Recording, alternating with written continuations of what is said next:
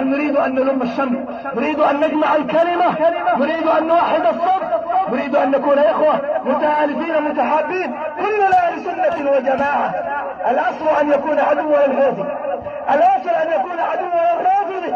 نبذل علينا أن نجعل من نبدي من عضلاتنا ومن قوتنا ومن سلاحنا على الحوثي عدو الجميع الذي لا يفرق بين سني ولا إصلاحي ولا صوفي ولا مؤتمري ولا انتقالي ولا غيره.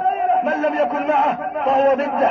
أما أن نعرض عضلاتنا على بعضنا البعض ونأتي نتسلط على مصليات بعضنا البعض، بينما أيام ما كان الحوثي هنا لم يجرأ أحد أن يتجرأ على مصلى، لم يجرأ أحد أن يتجرأ على مصلى. الله أكبر، الله أكبر، الله أكبر كبيرا، والحمد لله كثيرا، وسبحان الله بكرة وأصيلا.